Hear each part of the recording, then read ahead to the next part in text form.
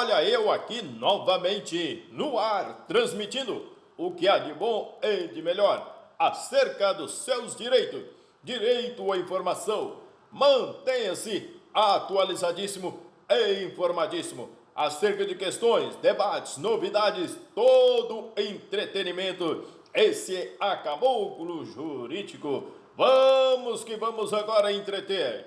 Vamos agora somar, multiplicar e acrescentar. Obrigado pela sua vinda, pelo seu comparecimento, pela sua alegria, pelo fortalecimento. Obrigado, nobres senhores. Você que está aí colado diariamente e periodicamente acerca aí de várias conceituações, de notícias, de argumentos, debate. Estamos aqui formando uma grande opinião acerca dos nossos direitos, direito à informação. Obrigado a todas as minhas corujas e corujinha, conforme a sessão da manhã, a sessão da tarde ou sessão corujão, a noite é uma criança. Vamos que vamos agora entreter. Ouça esse barulho agora ensurdecer o seu coração, o seu cantinho aí, o seu escutador. Vamos aí, exatamente, senhores, sobre direito do trabalho, sobre contrato individual de trabalho. Entre esse conceito de contrato individual do trabalho, que está regido pela consolidação das leis trabalhistas, no artigo 442, ao dispor contrato individual de trabalho, é o acordo tácito ou expresso correspondente à relação de emprego. O contrato individual de trabalho é o acordo de vontades tácito ou expresso pela qual uma pessoa física denominada empregado se compromete mediante o pagamento de uma contraprestação salarial a prestar tratamento eventual e subordinado em proveito de outra pessoa física ou jurídica denominada empregador. Frise que o contrato de trabalho deve possuir objeto lícito, pois do contrário será nulo, conforme a OJ 199 do TST. Entretanto, senhores, o jogo do bicho, o contrato de trabalho, nulidade esse objeto ilícito, título alterado inserido no dispositivo. Entretanto, é nulo o contrato de trabalho celebrado para o desempenho de atividades inerentes à prática do jogo do bicho, ante a ilicitude de seu objeto, o que subtrai os requisitos de validade para a formação do ato jurídico. Outro tipo também de contrato, que é um contrato nulo, por exemplo, são as mulas para receber ou reclamar na justiça trabalhista para receber aí eventuais, eu diria, remuneração ou dinheiro a receber. É difícil nesse viés. Vale ainda destacar que a Lei 11.644 de 2008 acrescentou o artigo 442-A, a consolidação das leis do trabalho, impedindo a exigência o que de comprovação de experiência prévia por tempo superior a 6 meses para fins de contratação de empregado. Vejamos o inteiro teor do artigo 442-A. Para fins de contratação, o empregador não exigirá ao candidato o emprego, comprovação de experiência prévia por tempo superior a 6 meses, no mínimo no mesmo tipo de atividade. Então, para fins de experiência, o contrato mínimo, ou seja, o máximo que seja, é entre esse o mínimo de 30 até 6 meses, dependendo aí de cada coisa, não ultrapassando esse limite de 6 meses. É nulo também o contrato para fins de prostituição, ou o famoso cafetão. Entre essas classificações dos contratos de trabalho, conforme dispõe o artigo 443 da CLT, os contratos de trabalho se classificam em tácito o expresso, verbal ou escrito, por prazo indeterminado, por prazo determinado, intermitente. O contrato tácito, a reiteração na prestação de serviço por obreiro ao empregador, sem oposição do último, caracteriza um ajuste tácito. A prestação contínua de serviço pelo empregado sem oposição do empregador, muito embora o contrato e respectivas cláusulas não tenham sido expressamente acordados de forma verbal ou escrito, revela que a existência de contrato de trabalho firmado de maneira tácita. O contrato expresso é o que foi acordado de forma clara, precisa, sendo todas as cláusulas e condições do pacto laboral previamente acordado. O contrato expresso pode ser verbal ou escrito. Entre o contrato escrito, a simples assinatura da CTPS, carteira de trabalho e previdência social já caracteriza um contrato escrito, artigo 29 CLT. No obstante, também pode ser firmado um contrato escrito por meio de assinatura pelas partes de pactos específicos, contendo que o nome e a qualificação do empregador e empregado, objetivo do contrato, direitos e obrigações dos contratantes entre essa jornada de trabalho. O contrato verbal é em função da informalidade ser uma característica do contrato de trabalho, admite expressamente o artigo 443, consolidado que a pactuação do liame empregadíssimo verbal, o fato da CTPS não ter sido assinada no prazo de 48 horas, contado que da admissão no artigo 29 da CLT, gera simples ilícito administrativo, passível de atuação pelo auditor fiscal de trabalho. Nada impedindo que as partes tenham pactuado verbalmente o contrato de trabalho, fixando que salários, honorários, horários sejam objeto, etc.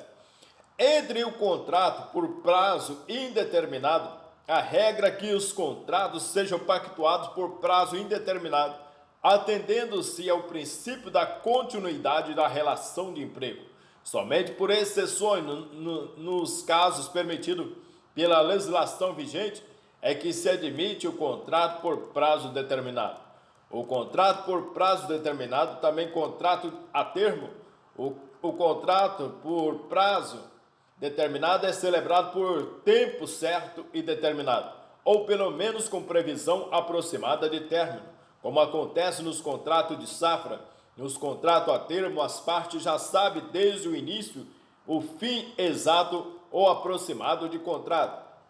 O contrato por prazo determinado em virtude do princípio da continuidade da relação de emprego somente pode ser celebrado nos casos permitidos em lei.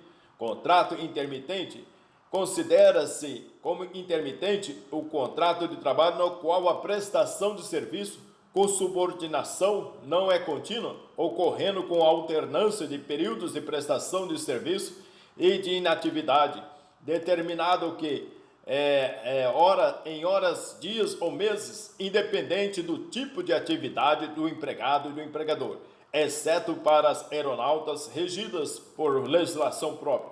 O contrato de trabalho intermitente deve ser celebrado por escrito, deve conter especialmente o valor da hora de trabalho, que não pode ser inferior ao valor horário do salário mínimo ou aquele devido aos demais empregados.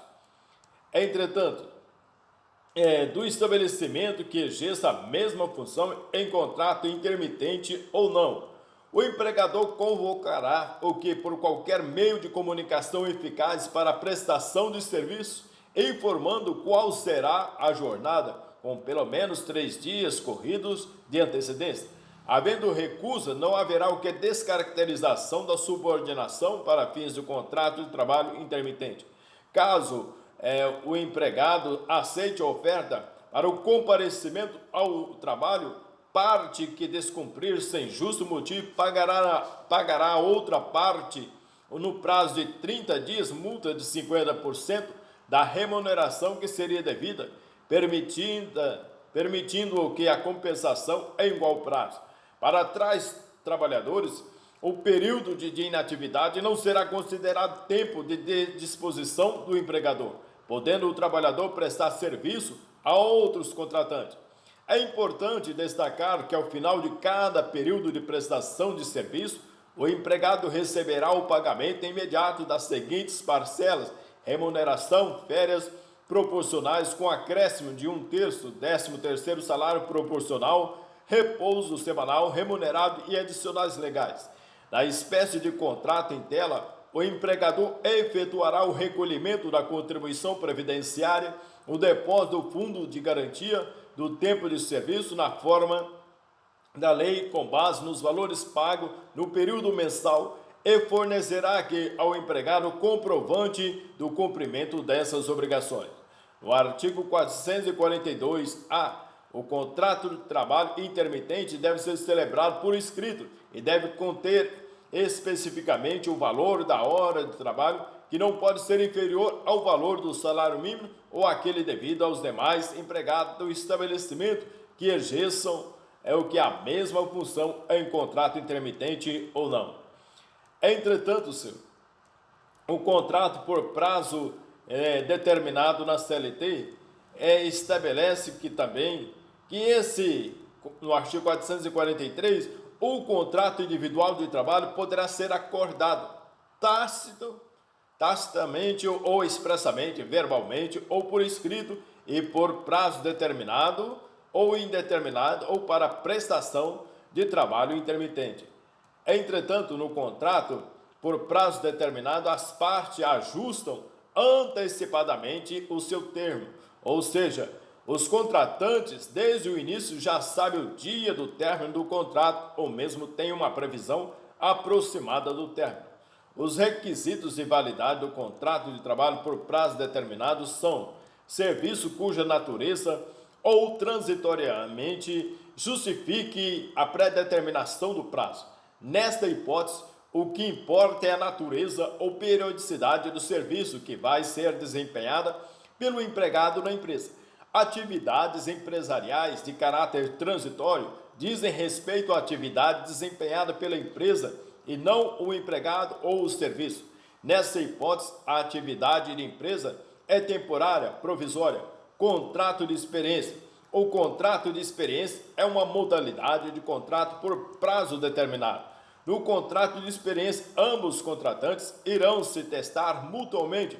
O empregador irá verificar se o empregado cumpre corretamente a jornada de trabalho, se atende ao que as determinações emanadas, se realiza o serviço com zelo e dedicação, o relacionamento com os demais empregados. Já o empregado, durante o pacto experimental, observará se o empregador lhe trata com urbanidade, se cumpre em dias com as obrigações salariais pactuadas, verificando também o ambiente de trabalho, as condições oferecidas, claro. O prazo determinado de validade de contrato de experiência é 90 dias, conforme aí regido o artigo 445 da CLT, admitindo-se dentro do prazo máximo a validade de uma única prorrogação, artigo 451 consolidado. Apesar de não existir no texto consolidado a obrigatoriedade de o contrato de experiência ser pactuado por escrito em vários concursos públicos, onde esse tema foi abordado, a resposta considerada correta apontou que o contrato de experiência deve ser estipulado por escrito. Regras atinentes ao contrato por prazo determinado na CLT, artigo 445, o contrato por prazo determinado não poderá ser estipulado por período superior a 2 anos. Artigo 451.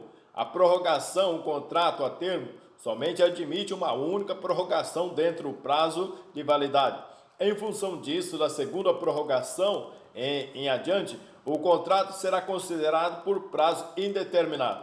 Artigo 452. Contratos sucessivos entre o final de um contrato por prazo determinado e o início do outro é necessário que haja decorrido mais de 6 meses, sob pena de segundo contrato ser considerado por prazo indeterminado, salvo se a expiração deste dependeu da execução de serviços especializados ou de realização de certos acontecimentos. Exemplo, safra, doravante, O artigo 487 da CLT, ausência de aviso prévio nos contratos por prazo determinado em regra, não há que se falar em aviso prévio, haja visto que as partes já sabem desde o início quando o contrato vai findar, salvo nas hipóteses do artigo 481. O 479 e artigo 14 do Decreto-Lei 99.684 de 90, decreto regulamentado do FGTS, indenização do empregador que rompe o contrato sem justo motivo antes do termo final. O empregador que romper o contrato por prazo determinado antes do termo final pagará ao obreiro metade dos salários que seriam devidos até o final do contrato, artigo 479, além da multa de 40% do FGTS. Caso, por exemplo, se o empregado for der causa, nesse sentido, ele perderá aqui essa multa de 40%. O artigo 480, a indenização, o empregado que rompe o contrato sem justo motivo antes do termo final, o empregado que rompe por prazo determinado antes do termo, indenizará que o empregador pelos prejuízos causados. O valor máximo não excederá aquele que teria dito o obreiro em idênticas claras condições.